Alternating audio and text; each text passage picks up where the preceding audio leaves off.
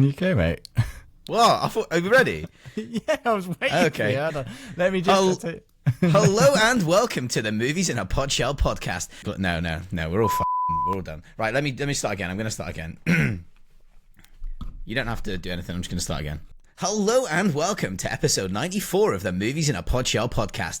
The podcast where we take a theme and we pick two films to fit that theme.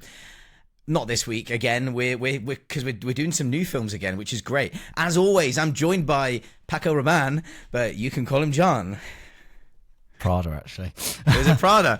Mate, why are you wasting Prada in your room, man? Do you know what? Just wanted to feel nice for the pod. I was just like, I just need a little refresh. So yeah, that's what I'll do. Yeah, smell good, feel good, perform well, you know. Yeah, we were just obviously just off air. John just and sprayed a little bit of spritz, and I was like, what is that? I was like, I'm hoping he's going to tell me it's like I don't know, you know, like Links Africa. No, I mean that would be pretty cool. He's like, oh, I'm just giving myself a little spritz. I'm like, okay, cool. I was like, well, I can hear you, but I can't smell you. What is it? It's Prada. What Prada is it, John?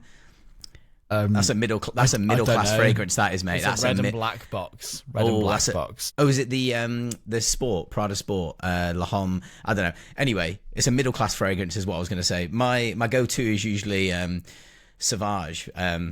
That's like my daily driver. Excellent. How are you, man? I'm good. Since I saw you last night, I am still good. How are you? Yeah, I'm still raging, but we'll talk about that after. What have you been? Well, obviously we're here to talk about Ryan Coogler's 2025 film Sinners. This is going to be a non-spoiler review, and then at the end we'll give you a little warning before we start spoiling some little bits and pieces. So you don't have to turn off just yet. We'll give you fair warning, and we're going to dance around things. If you want to know nothing, I would just recommend, after I tell you the plot, to leave and then come back to us. This is going to be, we're going to continue doing this thing where we do like maybe a 60-minute episode, something like that, and see how it goes. Like the last one went quite well when we covered Warfare by Alex Garland, which you can check out. But John, what have you been watching? Anything good? You still been watching lots of something?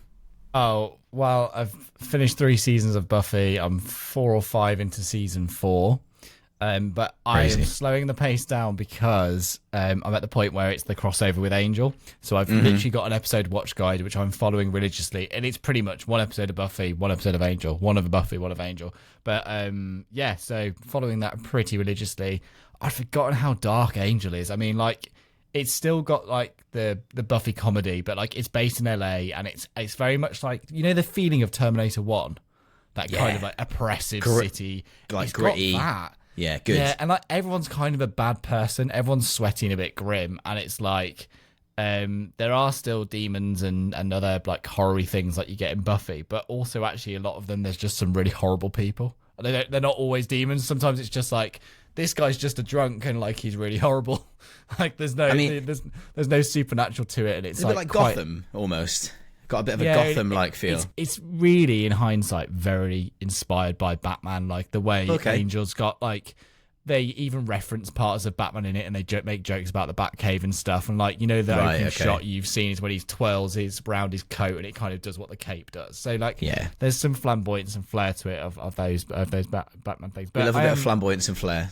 Yeah, but I am very much enjoying it, which is good. And it's the first time I've ever watched it along with Buffy in the right order. So there's a few episodes where it really works. There's somewhere it's kind of null and void, but all good fun. And then I've watched film-wise. I finally watched, which I wanted to see when we were at Bath Film Festival, and it didn't work out because of when we were able to go. But I finally saw Real Pain, which is the film with Jesse Eisenberg and Kieran Culkin, which is when they go on a visit to Poland to see where their grandmother escaped in the war. And everyone knows, like, Kieran Culkin got, what award was it he got for this? He got Best Supporting Actor. Yeah. And it's like a really good performance from him. Like, he does have similar traits to his character in Succession, like his time and stuff, but like it is a very different performance in the sense of the character's position and where he's at. And it's really interesting to me because like Jesse Eisenberg I always find a bit like Marmite to people. Like people either like really love him or really hate him. And 100%. Yeah, and I would say that I really like him in Social Network. I think he's absolutely fantastic. And he's not that guy in this, which is good. But even when he's supposed to play a more likable, relatable character, there is something, I don't know what it is, I just find it really difficult to relate to him. I was the same in the Now You See Me movies, the magic ones, when he's like the lead magician. They are the first one. I've not seen the second one. That first film is one of the worst films I've ever seen in my life. It's like preposterous. But it's got Michael Caine in it. It's got Morgan Freeman. Yeah, it's an amazing cast. There's like decent cast, and I'm sure it's got in Woody Harrelson's in it somewhere, isn't he? Yeah, he is. Yeah, like, there's loads of A-listers. But anyway, absolutely garbage. I'll tell you what, it has got those films though. Brian Tyler does an absolute banging theme tune for Now You See Me. There's some amazing music in that. But anyway, so back to Real Pain. So yeah, it was a very slow, genteel film. It kind of reminded me of parts of it were like a Little Miss Sunshine, I was going to say, in terms of kind of the quite serious themes and what have you going on, but kind of undercut with moments of comedy. But it's like real life situations rather than outright haha slapstick. And there's lots of really awkward situations, like Kieran McCulkin's character falls out with the tour guide. And basically, it's watching that unravel, and there's some proper if you don't like The English Office and that really awkward kind of humor, you might struggle with this because there's lots of really awkward moments to it. Yeah, and there's not many laugh out loud moments. It's more uncomfortable comedy moments. Mm-hmm. But I really enjoyed it. It's only an hour and a half long, and it's well worth a watch. I'm glad I saw it. I didn't like it as much as I thought I would like it, to be completely honest, but I did still very much enjoy it, and I'm glad I did see it. Again, I think it's one of those where maybe the trailer implied it was more comedy than it was, or maybe I just read it as that. Yeah, which is really interesting because we both went to see Sinners last night, which we'll get into. I'm not rushing over, but what I was going to say was I hadn't seen a trailer. I literally went into that film. I didn't actually know what it was about. It said 15 blood, gore, violence, and horror on the certificate rating, and I was like, "Oh, it's a horror." And you were like, "No, I don't think it is." And then, it was quite nice kind of going in cold. Ish. Yeah. I love going in cold. I love that feeling because not for everything, but not. Yeah, exactly. The sometimes when you go in without seeing a trailer, because obviously the general consensus nowadays is that trailers do show too much. I do kind of think that's always been the case, even in the 80s and stuff. Oh my God, go back to 1950s trailers, and it's here's so-and-so. Vertigo, there's a massive plot point in Vertigo, which is the whole point of the film, and it's the big spoiler reveal. And the trailer's just here's so-and-so playing this character, and it's what are you doing? You're literally giving away the entire film. What's the point? Exactly. So I think it's come around in circles. But then, if you want to see the opposite of that, there's two trailers for 28 Years Later, and both of them give nothing away about the story. They're mood pieces, and I remember in the early 2000s, and I'm talking 2010, for Star Trek, when the new Abrams one came out, they did two trailers which were completely not related to plot. It was all about the feeling and momentum, very much like the first Force Awakens trailer. Do you remember? It was just best of hero shots with some Star Wars music, and actually those teasers are really good at kind of getting you excited for something and not, I think not fully giving it away. Yeah, teasers are fine. I've not even watched the new Superman trailer either, because I try and stay away from them as much as I can because I don't want it to. I just don't want to get my hopes up or anything like that. Because if you go in cold, it can become a checklist as well, can't it? Of I've seen that bit from, so there's only about 20 minutes left. Psychologically, I haven't seen that bit from the trailer yet, so we must be in the last 20 minutes, and that'll be the final fight. And then your brain's almost decoding it against the trailer rather than just watch it for what it is. Yeah, 100%. Even as you're going into Sinners, like us two, the reviews have been so high and it's been completely lauded. So it's quite nerve-wracking going in hoping you're going to like it I guess it's impossible to not have high expectations because it's everyone loves it. What if I hate it? Or what if I don't think it's as good? And then when you come out of it, you're how do I rate or not? How do I rate this? How do I rate this? Is it 5 stars? And so we'll talk about that later. But it's it's a weird thing. So you watched a new Pain, Real Pain. Yeah, anything Would else? Recommend. It was on Disney Plus.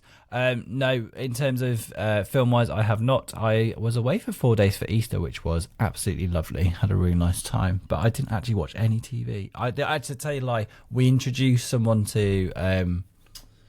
I forgot the name of it now. Nobody Wants This, which is, I've already talked about the pod before, but it's the Netflix rom-com with Adam Brody and co, and it's great. So I haven't watched that. What channel is that?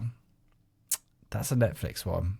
Okay, good. You can smash that so quickly. They're 20-minute episodes. I don't have Disney Plus anymore, so it's a bit. Okay. Yeah, I've cancelled that. I am gonna finish Daredevil at some point. I'm aware that I've gone slack on that, but I'll be honest. The Buffy and Angel binge has just been top priority, and then yeah. Well, I'm halfway through season 2 on Buffy now as well, and you got to the good bit. Like, so Jamie for ages. Yeah. I'm too far ahead, so I have to be really careful what I messaged him. But he messaged me being like, Angelus is here, and I was like, yes, mate, like, you're on for a good run now. You get a good run of episodes to the end of that series. The first thing you texted me saying was and I was like, don't worry, I think I know what's happening, and you're like, yeah, it's fine. Didn't want to spoil. It's weird because it goes you kind of get like a little arc in the first part of season 2. You do, a bit of filler, then a bit of arc, then a bit of filler, then a bit of arc. And that's how they do it every series, pretty much. Yeah. So I think the worst episode of the season by far is the Inca episode, which is like episode 2 or 3. It's terrible. I always get that confused with there's another museum one in season 1, and I think it's quite similar to the hyena one. Like there is. The actual layout of the whole episode is very similar, and it's kind of like school trip to place.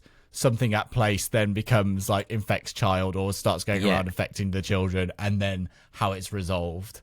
Anyway, that's a terrible episode. But there was 2 episodes that were filler. Bad Eggs. I thought Bad Eggs. I thought was all right. Like, it was basically just a body possession horror kind of situation. But even the bad episodes, I was saying to John, the bad episodes are still okay because you enjoy spending time with the characters so much. Except Xander, because he's aged really poorly.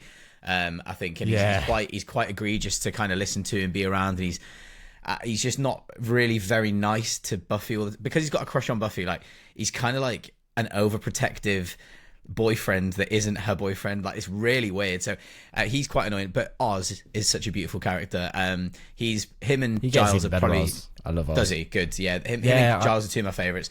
But yeah, it's just great, isn't it? Like, it's really good fun, but then I forget how dark it is. Like, the last episode I just watched, it was so depressing. Like, and I was like, in the middle of the episode, I had to like grab my phone, which I never do, and I was like, I've got to text John, and I started texting John like, this is horrible, mate. He's like broken Buffy's heart, like all sorts. But anyway, we don't want to spoil that. But all I say is, like, and I've forgotten until we rewatched, and I said it to Vicky last night. It's like, you forget how, like, although Buffy's always basically on top as a Slayer and kind of smashes her job, like, she's really good at her job.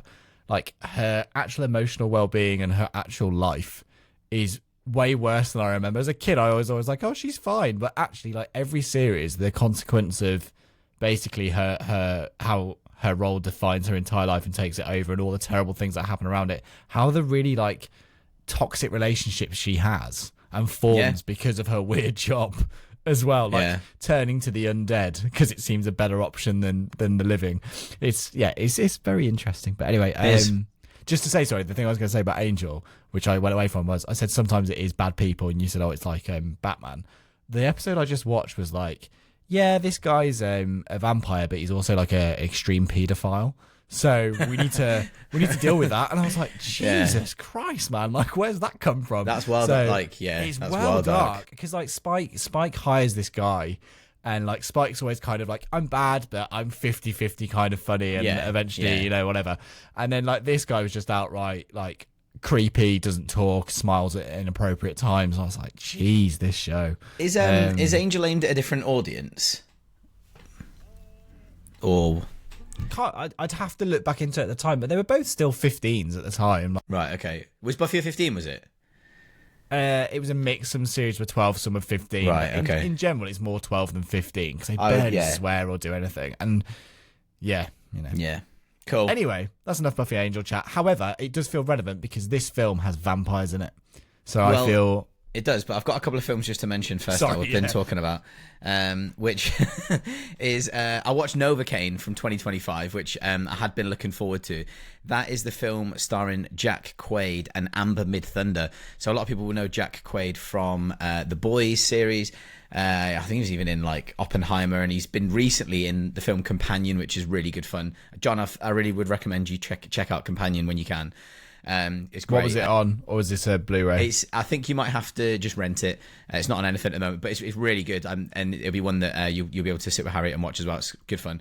Amber Midthunder, we know from she was in Prey, she was in a Dream Scenario, but this is a film like it's been compared to Kick-Ass loads. I'd say the premise of him, he's basically a guy who has this very rare illness, which means he can't feel any pain. So stuff like he can't eat solid foods because he might bite his tongue off. He has to have like soft things all around his house in case he, like, I don't know, accidentally stabs himself, that kind of thing. He's got to set a timer for his bladder, so he sets a timer for every 2 hours to make sure he goes to the toilet in case his bladder explodes because he can't feel anything. And so this is a film about him, and it's quite interesting kind of seeing all these things. It's quite good fun. It's just about a girl that he works with, Amber Midthunder. Her name's Sherry, and he works with her, and he's in love with her, and she's kind of got a crush on him as well. But she is kidnapped, and so Nate, who is the person Jack Quaid is playing, basically uses his superpower of not feeling pain to go and get her and track her down, and fight the bad guys. And I guess when I say fight the bad guys, he's not a fighter. Taken. He's a bank manager, he's a bank manager. It's like a comedy version of, Taken / it is a bit like Kick-Ass. But it's good. It's good fun. Like it didn't do any money at the box office because I don't think it had a very good release. But it's great fun. I did enjoy it, and I'd say it's a really nice, easy, like Friday night film that you're not going to go in there hating it. It's not going to blow your socks off, but you're going to be like, that was a decent way to spend my Friday night at home chilling, with the Chinese. Or whatever your takeaway of choices, then Indian I watched every time. Indian every John loves an Indian. I'm really bad. I love a curry on a weekend. Always really a curry. I love a curry as well. I do you know what? I don't really care when it comes to takeaways. Like I'll have anything really. I just love it. KFC's a real good one as well. Anyway, enough about takeaway chat. That's a service station stop. Slumber Party Massacre, the remake of the 80s film. This was in 2021. I was basically trying to work through my watch list on Letterboxd because at the moment, but what's my watch list at? 1006. So my watch list is on 1006. And I remember John at uni when I was like, I've seen every film. I've seen all the good films. I do remember. Yeah, but I obviously hadn't sat watching Mortal Kombat 1. For the 50th time. It's fantastic. I don't know why you don't like it still. So, Slumber Party Massacre is directed by Danishka Esterhazy. I hope I've not butchered that too badly. And it is basically it's obviously a remake, but it's almost like a reimagining of the original Slumber Party Massacre. It's a bit of a subversion slightly of the genre of the original film. But it's basically about Dana, who's the daughter of a survivor of a massacre in 1993, and she's going on a weekend trip with her friends. Her mum's really overprotective, doesn't want her to go because of what happened to her. And after a car breaks down, obviously, it's very like, but at the same time, it kind of is self-aware and it knows what it's doing. Car breaks down in the same town where her mum once fought the driller killer. Dana and her friends must come face to face with the man who basically killed her mother's friends and tried to kill her mother 30 years ago. And it's basically, I think it's a little bit like the film Bodies, Bodies, Bodies in terms of that. It's kind of got that Gen Z kind of humor, I guess, or that Gen Z kind of... Gen Z would, like, this is aimed at Gen Z, I would think. I did get a little bit out of it. I give it like a 6 out of 10. It's all right. Like, do you know what I mean? Like, if they've got better slashers to watch, then go and do that. I then watched See No Evil, Hear No Evil again, which I've spoken about twice on the pod already, I think. At this point, so obviously for anyone who hasn't heard what this is about, this starring Gene Wilder and Richard Pryor. It's also got Joan Severance in it, by the way, and this was like probably one of my first like childhood crushes in this film. Her legs get referenced constantly by Gene Wilder. This is about two guys. One of them is deaf, one of them is blind. They get set up and they basically use each other's senses to kind of like get out of these crazy situations. Obviously, it's dated in terms of like some of the humor, but There is not a wasted line in this film, and I bumped it up to 5 stars. It's resonated with me over many years now. Never gets less funny, even when I know what's coming. The jokes literally start at the very beginning, and they do not stop, and they're just as funny as each other. The chemistry between Wilder and Pryor is insane. Like, they're amazing together, even if their off-screen relationship wasn't exactly fantastic. And then I watched finally What If from 2013. This is a rom-com starring Daniel Radcliffe, Zoe Kazan. You watched this, John? I feel like you might have. Daniel Radcliffe is in a rom-com?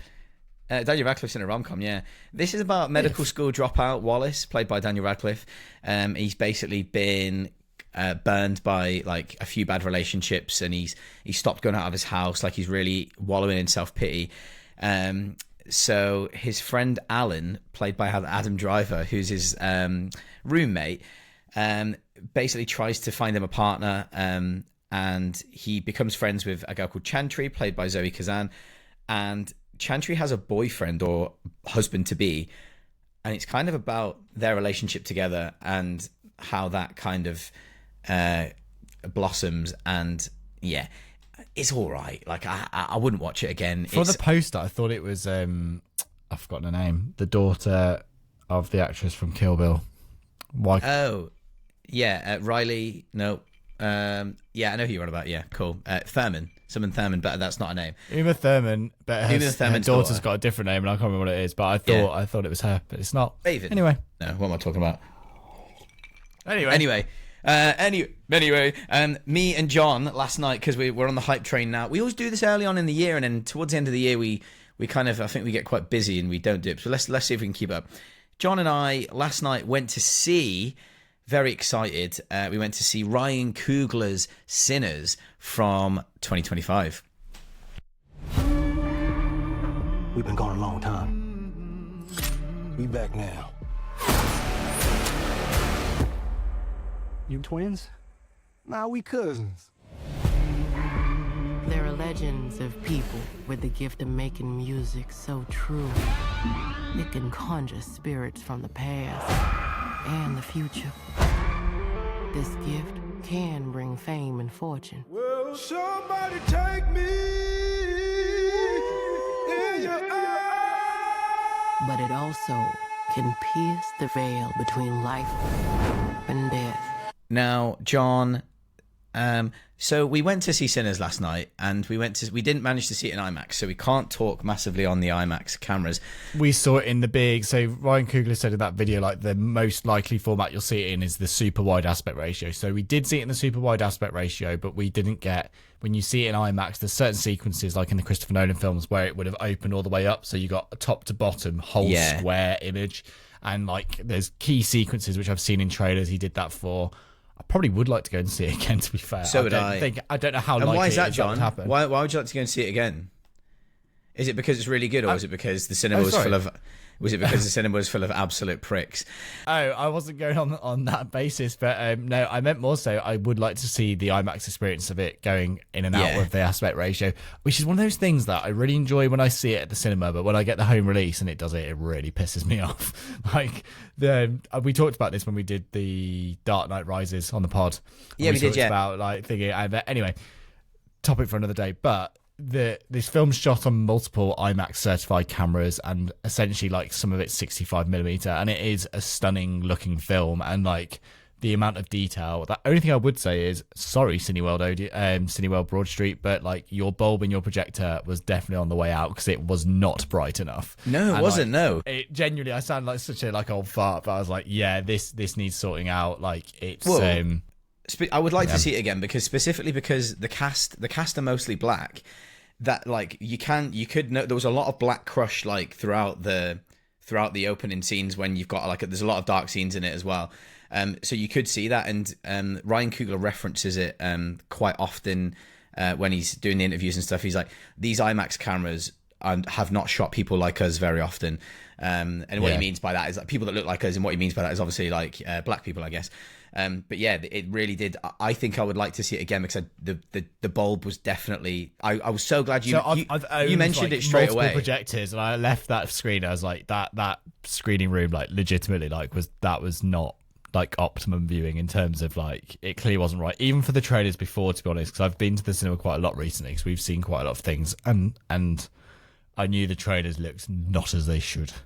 Anyway, it happens. Projectors, bulbs go and they die, and then you have to go again. But I would like to see an IMAX. I would like to see the full potential and the resolution of it, and I'm not convinced that's what we've seen. However, I did very much enjoy the film.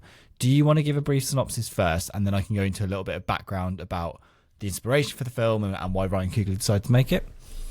Yep. So the plot. So we find ourselves in 1932. In the Mississippi Delta. We have identical twins played by Michael B. Jordan. They were World War I veterans. They're called Smoke and Stack. And basically, we know they've got kind of a military background. And after years, they were in Chicago. They have returned to Mississippi with lots of money that they've stolen from gangsters. They then decide to purchase a sawmill from a landowner called Hogwood, who is some kind of KKK kind of boss of some sort. And what they want to do is they want to start a local juke joint for the black community. So a juke joint, for anyone that doesn't know, is basically a term for an informal kind of place that features music, dancing, gambling, drinking, that kind of thing. It's something that kind of African Americans, that's just what they would call it. They would also. This was during Prohibition as well, wasn't it? So alcohol was actually banned at this point. I didn't even think about that when we watched it last night. Yeah, but I thought, isn't that like booze was still banned then? Yeah. So this kind of takes place probably about 60, just over 60 years when slavery was banned. And so we kind of see a lot of the black community in this area, like that are still working on the cotton fields, that kind of thing. They're no longer slaves, but they basically have nothing to their name. Like you see their houses, and it's also the fact of like you've got the two brothers who've literally fought a war for that country, but they still can't be respected. To like they're still discriminated against in society, so they're essentially still not free because the reason they've turned to the life of crime is because there's nothing else for them at this point. Is the point for them to not be in that situation? Like that's the alternative choice. Yeah. And the film talks a lot about, like, without getting too into it and overly pretentious with it, but like a lot of the film is about choice and about like hard decisions and like almost kind of the Terminator thing that is there is no fate of what we make for ourselves, or is it predestined? So for example, like you've got Smoke and Stack, and they basically. The main character in the film is Sammy Moore. His cousins are Smoke and Stack. Sammy's been raised by a pastor, and the idea is that he should follow that way of life because it's a good thing to happen. Smoke and Stack, his cousins, didn't have the opportunity for a good way of life because their father beat them. So Smoke and Stack don't want Sammy to pick the life they did because Sammy has had a good upbringing. He's got he can follow the way of the church, and he's like... Smoke and Stack didn't have that way of life or that choice because of who their father was. And there's this whole thing in the film where they say to Sammy, like, you've got to go on this path. But Sammy wants to have the free will to make a decision to be a musician and to, like, go on his own path away from his father. But then it's almost like Smoke and Stack, like, there's a theory that they don't want that to happen because then it disproves the fact that they're not bad people in the situations they're in because of what their father did. It's because they didn't make the choice to break away from that, while Sammy, as we know by the end of the film, makes his own choices and his own decisions. And when the vampires come in, like, this all sounds mental and highbrow, but we'll get into it. When the vampires come in, like, they essentially don't have free will. Like, they are all, like, they're a homogenous group, and basically it's all groupthink. So, well, no, as in hive mind. So, like, if you go and join them, like, no one has any individuality, and like it's an easy decision because yes, you get to keep your mortal body, but like, okay, but you don't have individual thought, and you don't, like, your decisions are kind of predetermined because they are like just survive and feed. So like that's kind of like the overview of the film, and also how music plays into this. So let's take a step back, because I think I've gone very highbrow early and I don't mean to. So Ryan Coogler really wanted to make an original film because he said he'd done 2 Marvel movies, which we obviously know were Black Panther 1 and 2, and he'd done a boxing movie, which was obviously Creed, which I absolutely love Creed. And he said he wanted to make something he was truly interesting, that was truly original, and I think we can absolutely say this film is truly original in the sense of he's taken a subject matter he's interested in, which is blues music, and he started on this thought process of like why artists who sung blues music had suffered, and not just do the obvious thing of like, obviously when you're taking it back to the 1930s, we know like what that music means and the connotation of it, because it's from working on the fields and like dealing with the pain of the situations they were in. But then also you've got artists many years later who still sung about the blues, who were affected and died very young, and he was talking about like that link. So in this film there's this whole idea of Sammy being a musician. When he plays a certain way, his father talks about like it can almost tempt the devil, and like go like music can transcend time, and like his father is the specific line his father said, because it is really important. Jedediah, his father, wants Sammy to become a preacher like him, and Jedediah is kind of like he says to his son, "You keep dancing with the devil. One day he's going to follow you home." That's it. Yeah, and so there's this idea that his father knows about the almost like an old. It's not an old wives' tale, but it is. It's like a what they all believe is that music can, especially blues, can transcend, pierce the veil of time. Is the word that they use, I'm sure, and what that means is they can bring back not only the future and the past, but also spirits, bad spirits. That's kind of where they're coming from.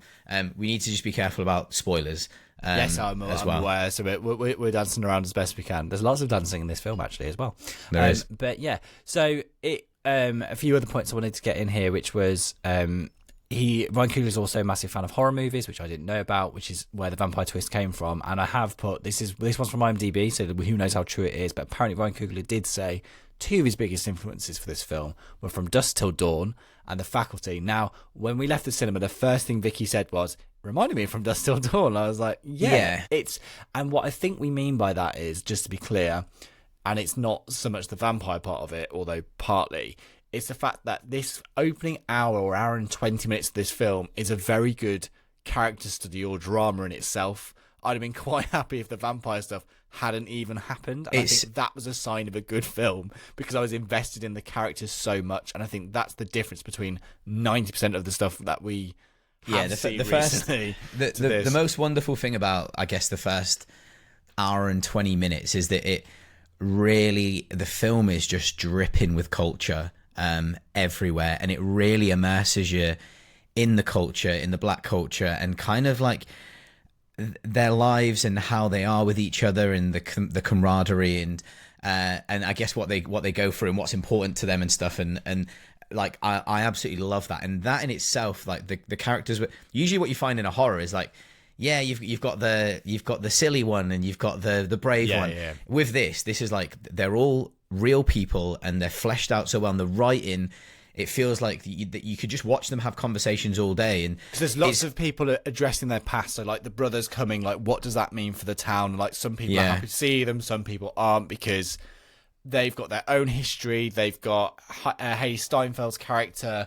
There's a link to the past from that aspect we won't fully go into. Then you've got like I keep getting confused which one's Smoke and which one's Stack, because Michael B. Jordan plays. They're both Michael B. Jordan, mate. One bears blue and one wears the red cap, and essentially, like they've got different partners. Haley Steinfeld's the one partner, and the other partner is played by Wunmi Masaku, who plays Annie, and Annie is had a child with one of them, and like there's a whole backstory about that and like what it means, and all that character drama was for me as interesting as what happened after. And I'm not just saying that. I thought that really worked for me. I was quite happy just watching a period piece.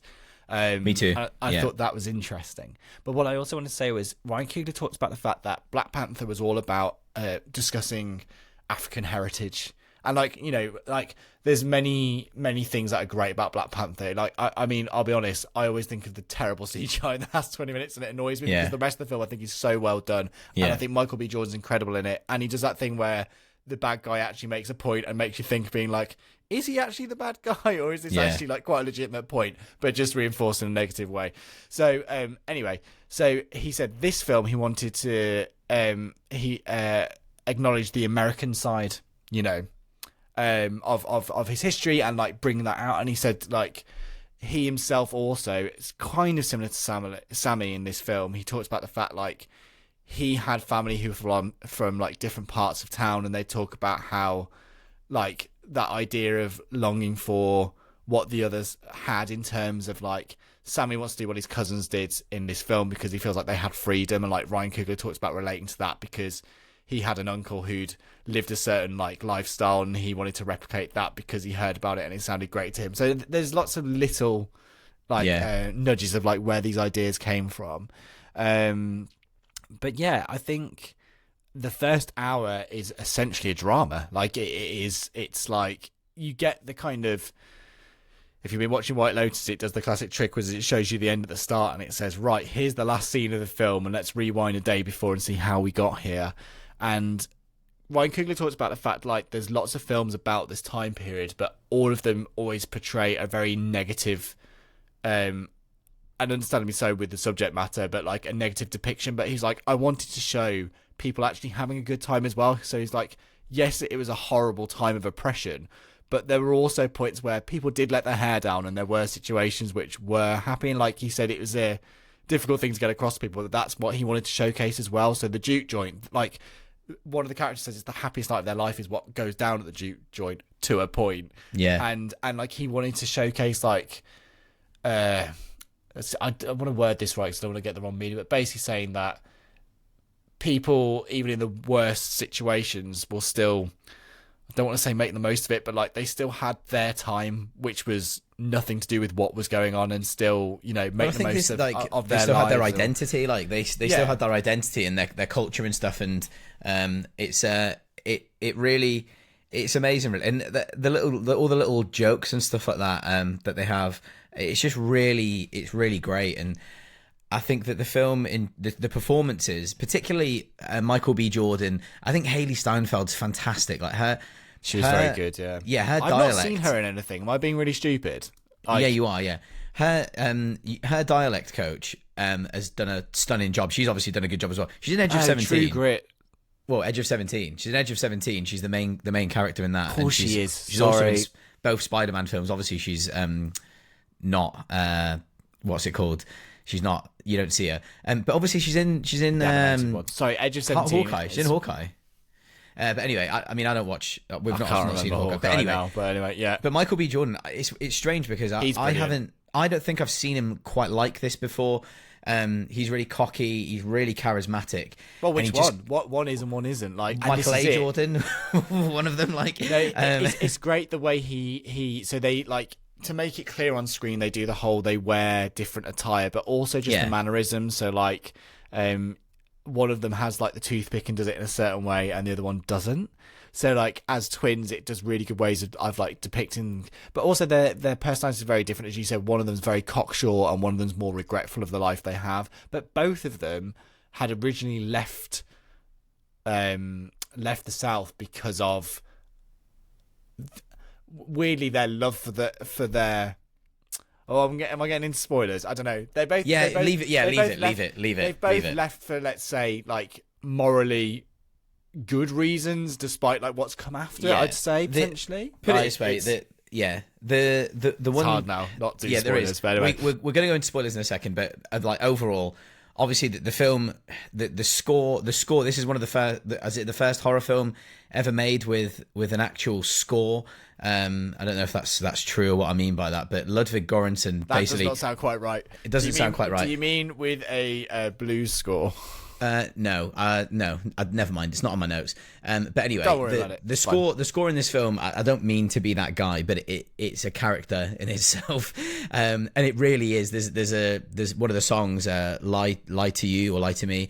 We'll go into the spoilers of like what that song's about and stuff. But that song there was written by. I was amazed when I heard. It was written by Raphael Sadiq. So Ludwig Göransson, who Ryan Coogler worked with before, he's a Swedish composer, and obviously he was asked to compose this blues. He's like, we're doing a film, like it needs to be all about the blues, and he's like, what? Like, okay, like I'll do my best and all this kind of thing. And he's like found like quite a lot of pressure to do this kind of thing that he hasn't done before. But he wrote this the main song that Sammy performs in the film. It's called Lie to You, and he wrote it with Raphael Sadiq, and that just blew my mind because Raphael Sadiq is like one of my absolute favorites. He's written loads of Beyonce songs and stuff, but he's obviously got his own stuff as well. I'd really urge anyone if anyone's like really intrigued by the music in this film, I'd urge you to go and listen to The Way You See It by Raphael Sadiq. It's an album, like it's unbelievable. It's more of a contemporary kind of style of what we're listening to here. But also go on YouTube and look at his Tiny Desk concert from 15 years ago. Whenever I've had a few drinks, right, I'll put this on and I'm like absolutely buzzing. So I'd recommend. He's written like all sorts, but he wrote that. And he's, as I say, like you could also go and listen to like Leon Bridges has that little vibe as well in his first album, Coming Home. So if you are into that, if you like enjoying that kind of music, like go and listen to those two, and you can kind of find stuff from there that you like, more stuff that you might like. But yeah, the score in general, like really, it reminded me of the Black Panther score in a way, because the Black Panther score is quite contemporary as well. Yes, it is. It has kind of like R&B and hip hop elements, but it's also has like really old kind of styles in it. And this is the same with this. This has some how tracks he merges all them all together. I just want to. I'm on my phone now, so I'm looking at Ludwig Göransson's like work. Because the other thing that a lot of people are known for is he did the Mandalorian. Album, which was the one I remember everyone knowing at the start. Yeah, the film's really just a real joy to kind of. Again, like we're so like we're turning into like wankers, but it's just really good film to experience. Like the way it's been shot, like you these sunsets, and they said that Mississippi is really known for being like flat, like it's famously flat.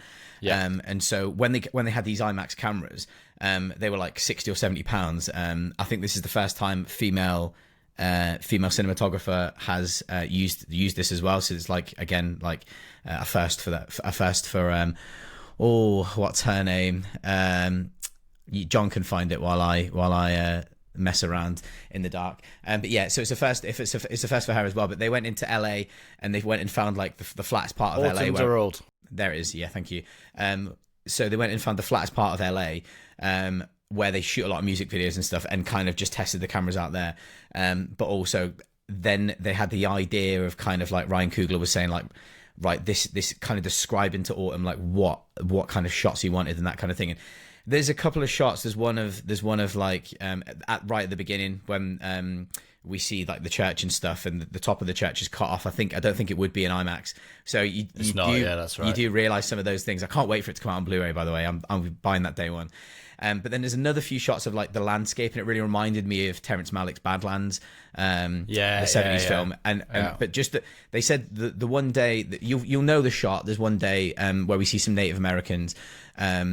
That's leaving it really vague, and you see the sun kind of setting, and they were very lucky that they happened to just see that beautiful sunset that day, and they filmed it that day. So the film's just I think it sounds really reductive, but it reminded me of Killers of the Flower Moon in terms of how it was shot and how it looks, and that's not to take away from what this is, and I know they're both kind of films about ones like different cultures and stuff, and that's not why I'm linking them, but they do have a similar like feel on how they're shot, and maybe that's just because Scorsese shoots on film as well, and I think that was it shot on IMAX? I don't know, but yeah, so I wouldn't know for that one. It's honestly a wonderful. It feels Feels like a movie, you know?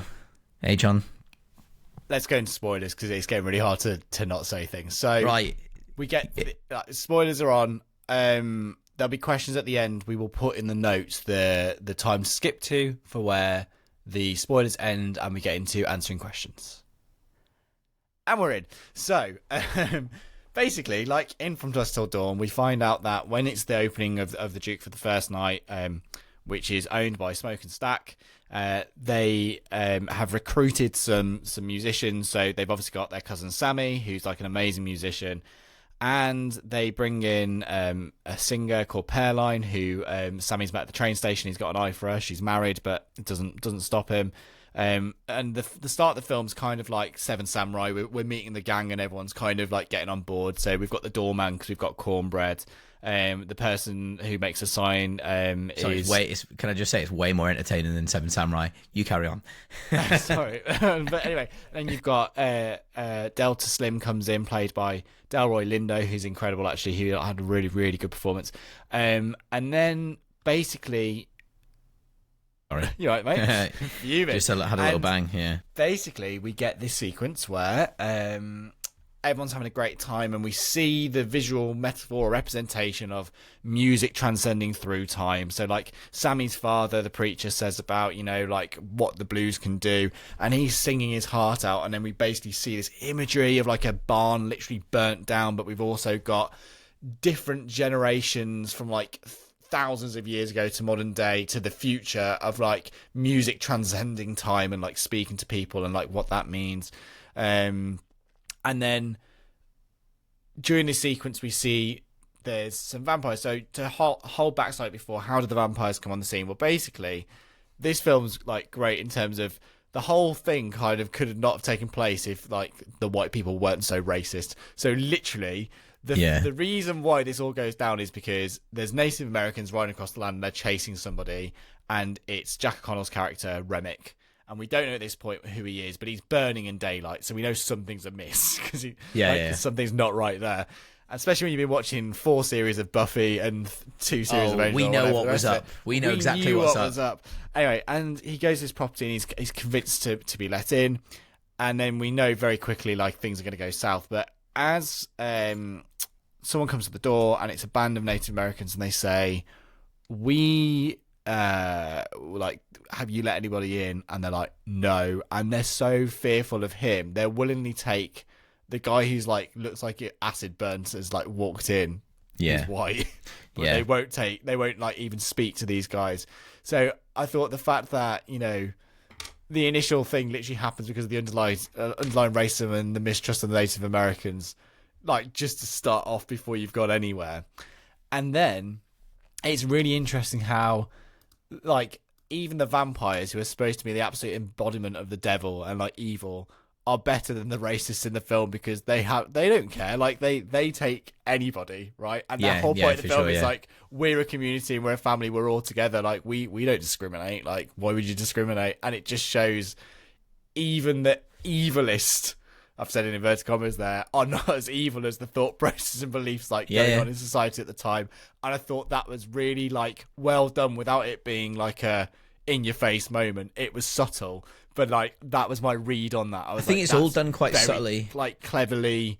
Yeah, it's in there and the messaging's there, but you didn't like hammer that home. And I thought that was like a good thing to do. So there we go. But the vampires, led by Remick, Jack O'Connell, he's supposed to be like 1,000 years old or something, I think it said. So it's something like, because he said, this is from IMDb trivia, Remick mentions how Christians took his father's lands. Given that he's Irish, this means he was alive before the island was fully converted to Christianity, putting his mortal life somewhere between the 5th and 7th century, making him at least 1,300 years old. Now, when there's the sequence of Sammy doing the singing, and we talked about how like you get this incredible form of Sunny's transcending time.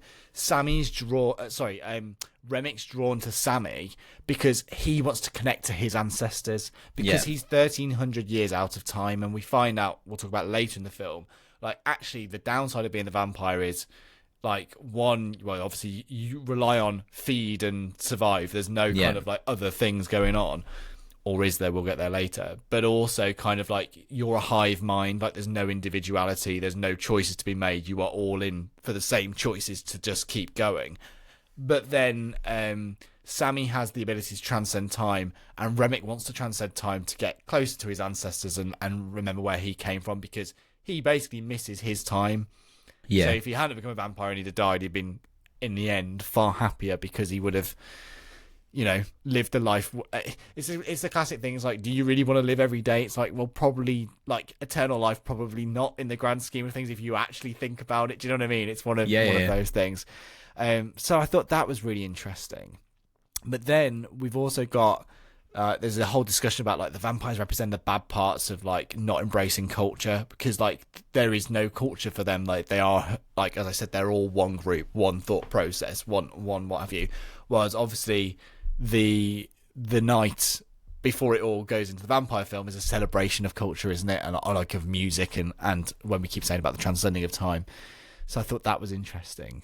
But at the end of the film, we'll get into more of like what happens in the sequence, but at the end of the film we jump ahead and there's some survivors of the vampires, and it's interesting to me, like, have they gone down a different path without naming who they are, because they do seem to be making slightly different choices. Yeah. But it basically goes down to two vampires moaning about the fact that it's like 80 years later or whatever it is, and they're unhappy because they missed the time they were from. They're out of time, they're misplaced out of time. So their easy choice of like becoming vampires was Sammy, who is older by the end of the film because he survives the events of the film. Which is it's a post-credit scene, by the way. It's a very important one, which is crazy. So a lot of people might miss that. But he's happy with his life and the fact he took his fate into his own hands and he made his decisions, and he didn't go down the path of being the preacher's son. He didn't go down the path. Well, he is the preacher's son, but not taking that as a career himself. He didn't go on the crime like his cousins had. He made his way in music and stuck to that, and they offer him immortality and he says, well, I'm not bothered. He's like, it's back to freedom, doesn't it? Yeah, like my choices and all the things I've done are what have made me, and I'm happy and willing to die. Like, I've lived a good life. And I thought it was really interesting, that side of it. So that's overarching.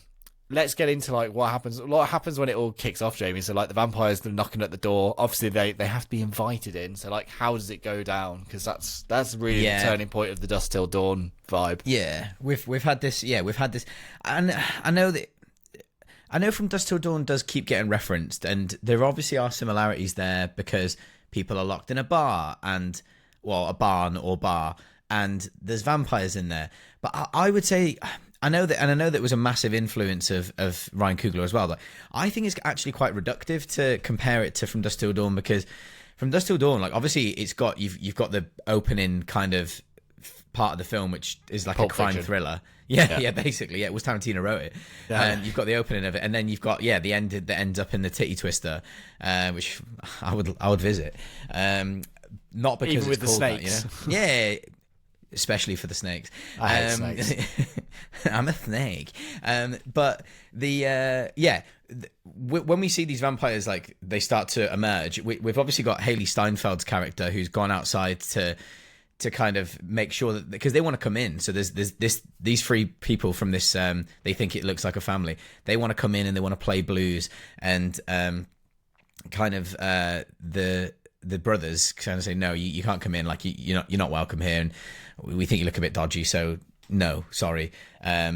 And then they send them on their way. Like, well, okay, well, we're gonna walk really slowly, blah blah blah. And they try and play them a song. It's not that good. It's a different type of blues. It's not even blues. It's more like Irish folk music, which is kind of the what reason we'll get to. They invite them back is because a subplot of this is the people who are working on the plantations don't have actual money. Nothing. They have literal credits which are basically like to eat and stay there. They're like wooden, kind of wooden dollars almost. They're not. They're basically almost like lunch vouchers and stuff like that, and they can't buy a house with it. And so again, it comes back to that. Although slavery, slavery is like by law illegal and over, a lot of these people are still suffering many years later, like 65 years down the line from when slavery was abolished.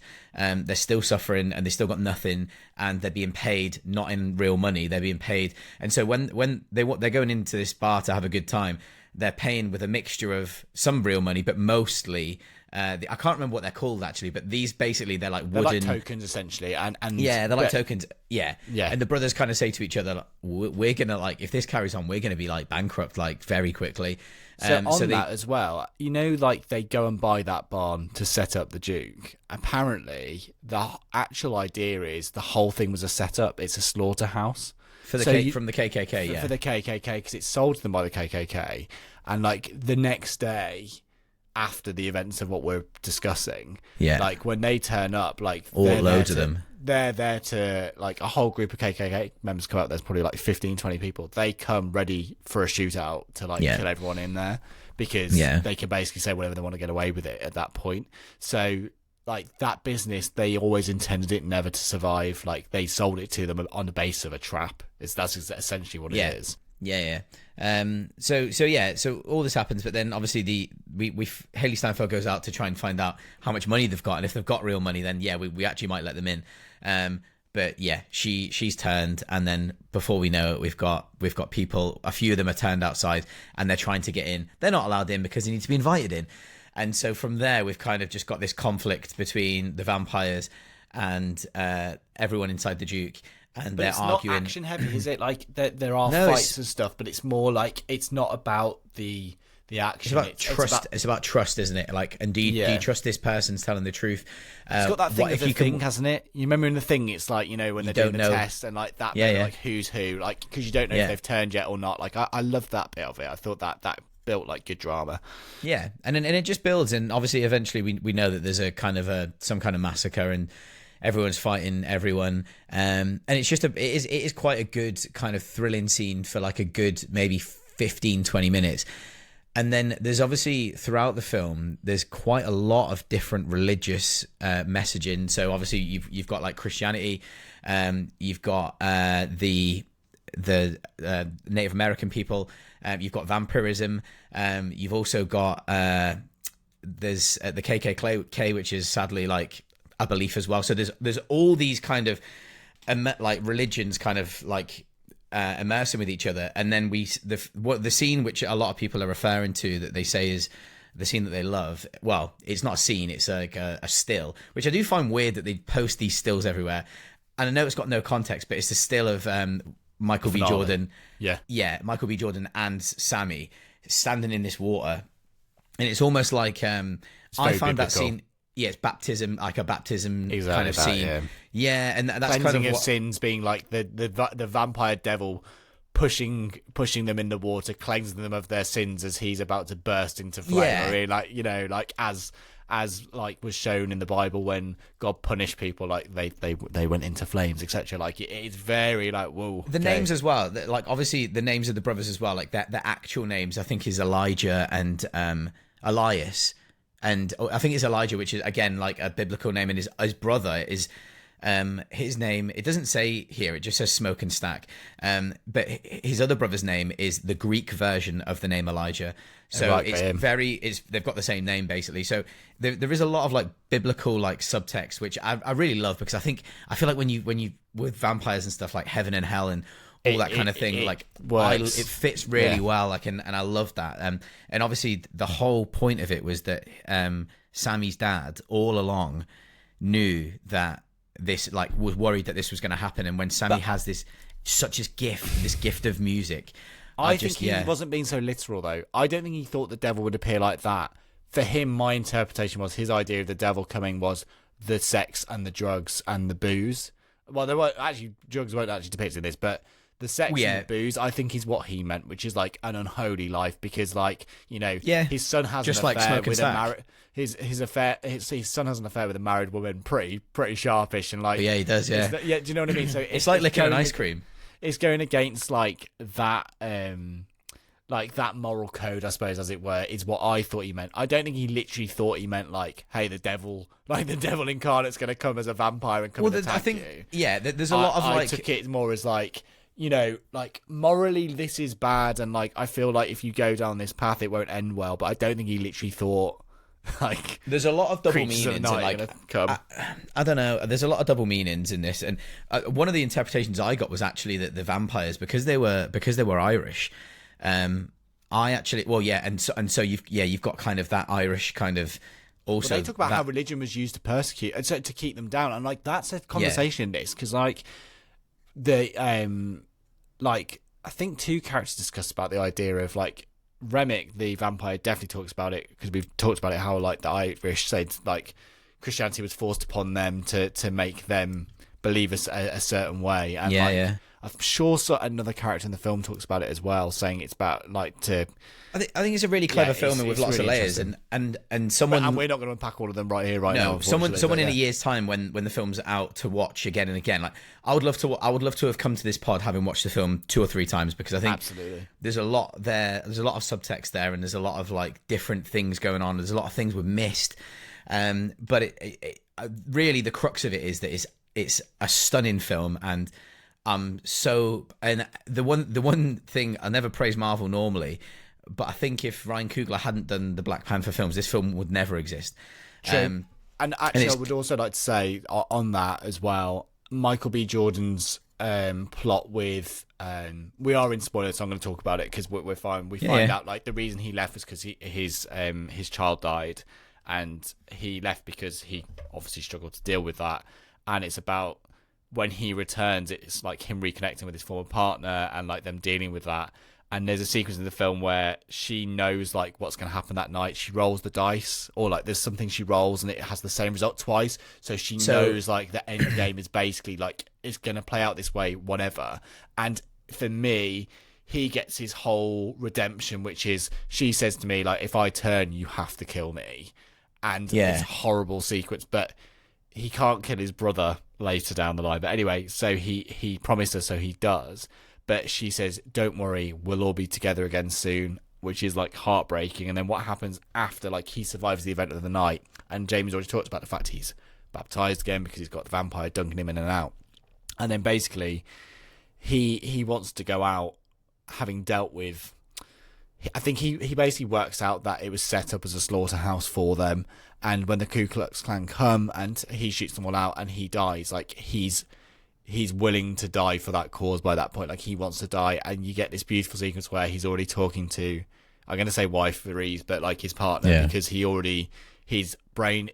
his body's not there yet, but his mind's already there. And it's beautiful because he can hear a baby crying in the corner, and then they're feeding. So I can't remember if it's a boy or a girl baby, and they're feeding, and then he wants to be with them. And I thought that was beautifully, beautifully done. And just, really really emotional stuff, because it was in a vampire film, like really emotional. But that's what I think is so clever with this, and I think why people are raving about it is because it's two genres that are together. And as I said, if it was just a period piece of dealing with what we deal with in the first hour and 20 minutes, I genuinely would have been pretty happy anyway. A lot of laugh out loud moments as well, isn't there? Like it's really funny, like very funny.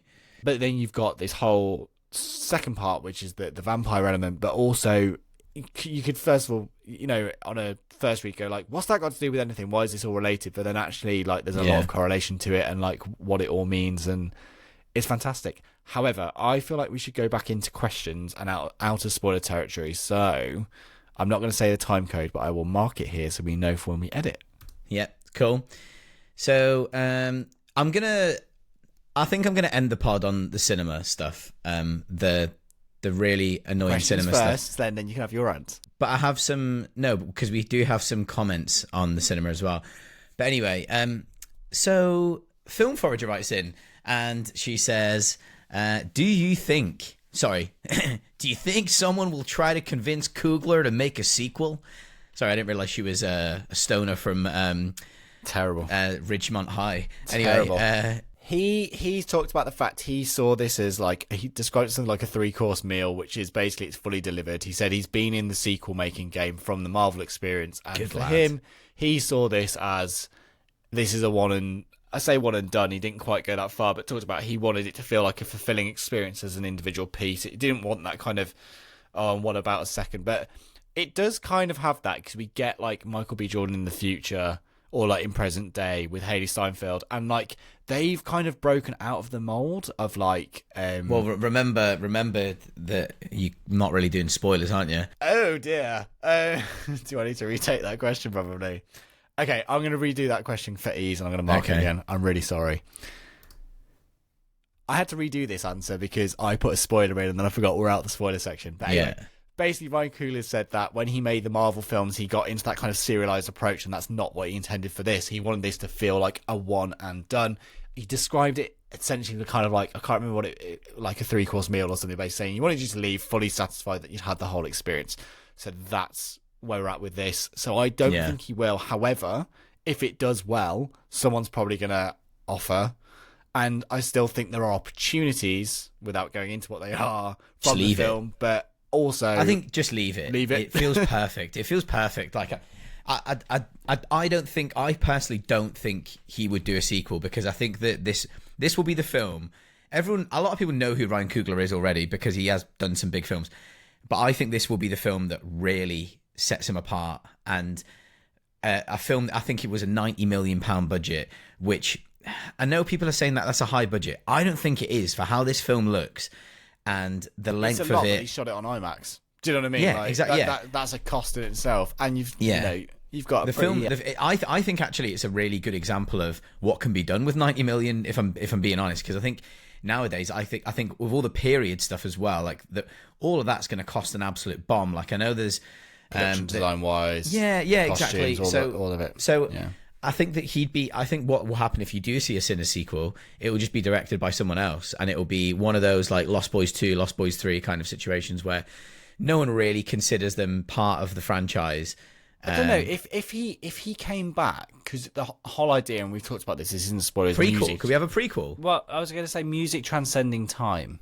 There's a lot about how music transcends time, so he could do Sinners. it like 2099. Thank you. Well, Go away. It could be modern day, couldn't it? It could be a whole thing about a group of rappers and like what goes down, and like there's like honestly there's so much that can be done with it. Ryan Coogler's he's quite passionate about hip hop music and stuff like that. That's what I mean. Yeah, maybe that's what I love about Creed, is like the way it took the music and update it. Like Creed's an amazing score anyway. That's also Ludwig Göransson. He's always got amazing scores in his films. Then he's got like, mixed it in with like modern day. I say it sounds so old. I was about to say modern day hip hop, but you know what I mean. Like it mixed it all together to make it, and it's just so the real good. Slim Shady. Kill me now. Like I'm so old.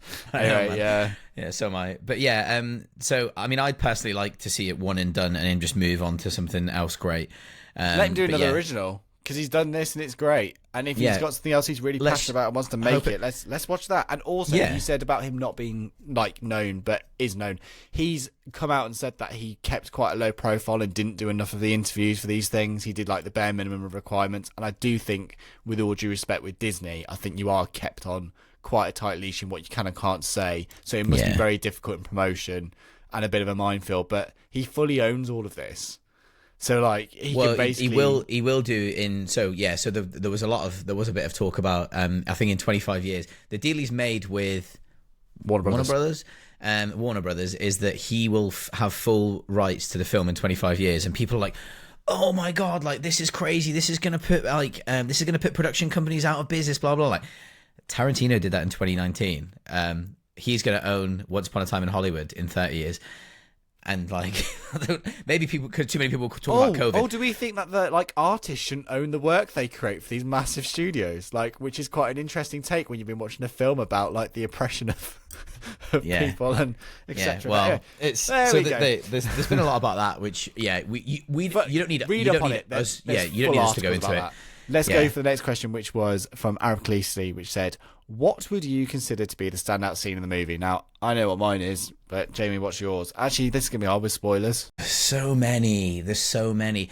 I mean, and do you know what? She did actually say in her DM, like, that there's been a lot of kind of people saying that there's this is their favorite. The favorite scene is this, and their favorite scene is this. And actually, those are two different scenes. Like, wait till you get to that scene, and it's a different scene than what they mean. So what that's getting at is that the film is full of like quite a lot of like many moments. Yeah, many moments. I mean, my favorite still. There's a few stills of this film that could be like printed off and put on your wall, kind of thing, like a painting. There's the one where. So my favorite scene in the film is obviously when they open the Duke. And everyone's kind of like dancing and stamping their feet. Transcending time bit. Or before. I would say the bit where Sammy starts singing that song, I Lie to You, And so I wanted to go into spoilers about that song actually and what it means. But in fact I can, because it's not that much of a spoiler. The song that song, like I Lie to You, it means what he's saying is it's a song to his dad, and his dad he tells his dad that he doesn't like the blues but he loves the blues. And so it's a song about him singing about how much he loves the blues, and that he's lied to his dad about hating it, because he's saying he wants to be a preacher. So that's kind of one of my favorite scenes. When he starts singing that, my actual favorite scene in the film that moved me the most actually was the mid-credit scene right at the end, when Sammy's an old man. Don't say anymore. And then that sequence, and then I would say it's tough. My one is involving okay, for spoiler free, I would say it's going to be the sequence Jamie listed, which is the first performance in on the evening. However, my actual favourite scene is the one that I just discussed just before we started doing these questions, which involves Michael B. Jordan and others. There you go. Cool. Good. You'll be able to work that out pretty quickly. Yeah, good. Perfect. Cool. And then so now we're on to it. Now we're on to the crux of the matter, which is we had a very bad. There's two questions which are linked to this, so I'm just gonna give a quick insight before Jamie's tirade, because I can feel it coming. We went to see the film last night, and like it wasn't even a packed cinema particularly. Like it was 30 people, if that.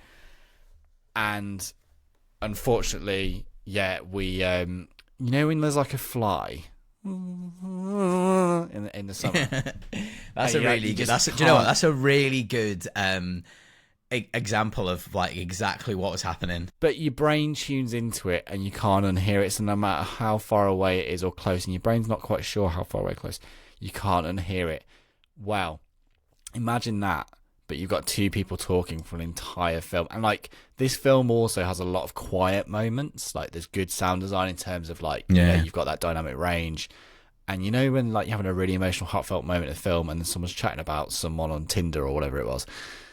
Jamie, go. I'm just sick of it, John. We like I'm quite sensitive to these things, as you know, like, but what's the cinema experience now? Like I did put on after the film, obviously I put the questions up and was like, yeah, cool. Get your questions in. Obviously, like I am going to talk about the selfish bastards in the cinema that like wouldn't stop talking, and kind of like I kind of zoned it out for the first like hour or so, but after the first hour, arguably when the film picks up its pace, there was this like this hum, this like as John mentioned. And there's people behind us. They're having like a little bit of like laughter here and there. I'm cool with that. I'm also cool. Fine. Like, I'm also cool with someone. But there was. I'm also cool with someone but leaning over to their friend and being like, that's him from like Severance or whatever. I'm fine with that as well. Like I don't mind that. What I do mind is when you've got your phone out, when you've paid £14 a ticket to go into a room where you're not supposed to talk.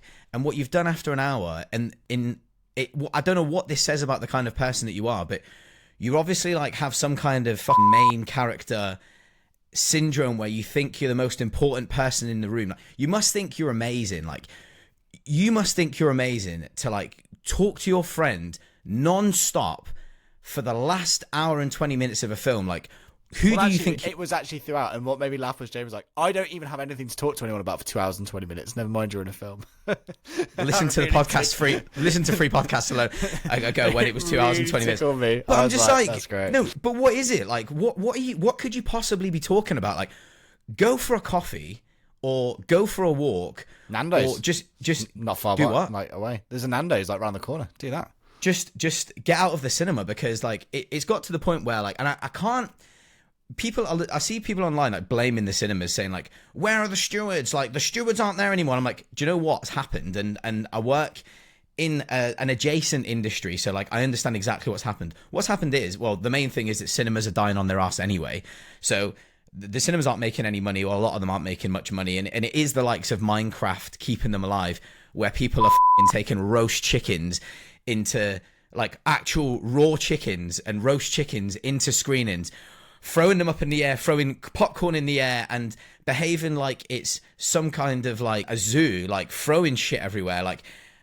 And so they're doing that, and so the poor stewards have got to clear it up. So that's happening, but they're actually keeping cinemas open at the moment.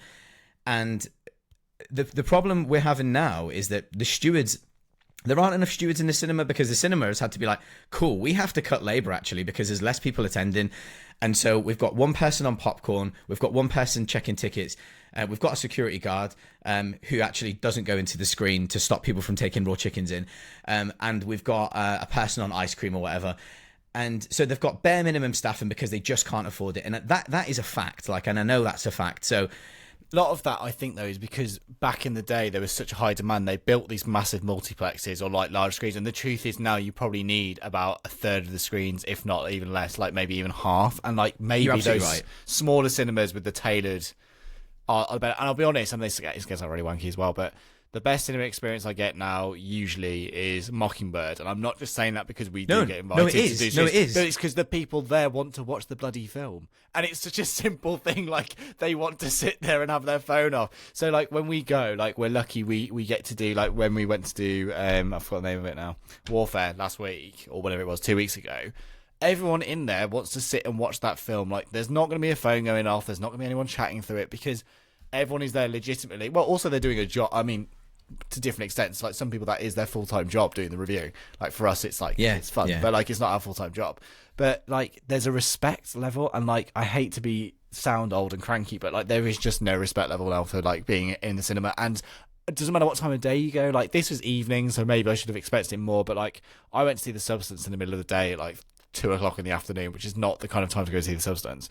And like there were only 4 other people in the cinema, and still someone managed to talk all the way through it, vape in the middle of the screening, and just have their phone on loud, and like just didn't care. So if even in that environment with that few people, I'm so annoyed. I'm so pissed off. It's just like, and we're off to see Star Wars tomorrow as well. Sorry, because the next episode is going to be about Revenge of the Sith, and then we'll link it with something else because we haven't done a link for a while. It'll probably be, I think it's going to be another nostalgia one because like let's be honest, for me 2005 nostalgia, but like I know for a fact that will have an element of people doing the memes and stuff, and kind of like I accept that, I suppose, to an extent, because I don't mind it. It's a 20-year-old film, but to watch a brand new film and not even watch it just seems bizarre to me. It's because it's like just frustrating. It really detracted. Like I tried my hardest. Like it really detracted from. I really struggled to concentrate on the last 45 minutes of the film, and I felt so bad. I shushed them at one point. I basically was like shh, and then someone sniggered, and I was like, oh my god, like I'm so annoyed, and I want to go and get a steward, but then I'm going to miss the film, then I can't talk about it on the pod. And it's like you have ruined. I've gone all red. I don't know what's going on with the my camera's like making me go red. You have ruined my favorite thing. Like you have wrecked it, and it's to the point now where I was thinking last night, I'm just going to invest more and more into my home setup. And then what does that do then? Like what? But because this is what I can't. People are doing. Yeah, and I will do it because, and then but that then the streamers win. Then everyone we lose. And why is it that it's the dickheads go into the cinema like close to like opening night? Why is it them that are ruining it for the people that actually care? And the place I like to sit is middle or middle towards the back. I don't really like sitting on the aisles, but obviously I will if I have to. The aisles are like the safest part, like right at the front at the aisle. That's where you sit. Where there's that is where you sit, because every single time I have any issues, it's middle because that's where the dickheads sit. But that's also where the people that love film sit, and it's like kind of always to the back left of the cinema, to the right of the right of the screen, the back left of the cinema. If you're facing the screen, that's where they sit. And the stewards, and I feel bad for them because there's not enough of them. They can't come in anymore and just sit and watch the film and be like, shine a light in someone's face or taser them at this point and be like, can you stop doing that and get out? Because you've paid £14 to get in here to talk to your friend about Celebrity Big Brother or what you're doing at the weekend or whatever for 45 minutes. And these people here that are just come in to enjoy the film, you've wrecked it for them. Like, or you are wrecking it. Like, go home and wait for streaming. That's what streaming is for. It's for people like you that cannot keep their attention for more than an hour. I woke up this morning, bolt upright, like bolt upright, 6 a.m. Like Hold on. fuming. Answering Vicky's question here, which is, are you still mad? So that clearly, yes, was the answer to that one. I am, and with the last, I am still mad. I'll Listen read to it, me. Don't worry. David Ellis said, not a proper question, but is it wrong that I raged out a bunch of 20-something twats at the cinema who were treating it like their own living room, shouting and talking and on their phones, making a mess, etc.? I have dropped multiple F and C bombs in the process. I'm just like, I might have dropped multiple F and C bombs in the process, but yeah, cinema. Look, to the people out there that like, do you know what the best advice I will give to leave this on a positive note? To the people that are going into like the big multiplexes and doing the stuff that I've just mentioned, you. And I literally like, you. To everyone else who is really losing faith, like me, just support your independent cinema. Like, your independent cinemas are the place where people genuinely want to go and watch films, and they play the most interesting stuff, and it's cheaper than the multiplexes. And I'm going to be cancelling my unlimited card after tomorrow, probably. And I am, because it's done now. Go and support your independent cinemas, because they're the ones that, like, they really do their best to give the people that love film what they want, and the people that go there, it's a that's it. That it feels that when like back in the day when you get like a blockbuster, you know, like that's what it's called when people are queuing around the block to go and see Jaws or something. Like that's why it's called a blockbuster, because the people around blocks.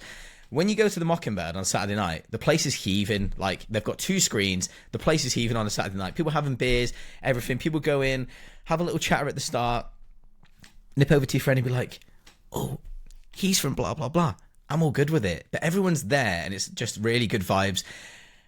What you get when you go to Cineworld is, I'm not going to put labels on anyone. Other cinemas are available.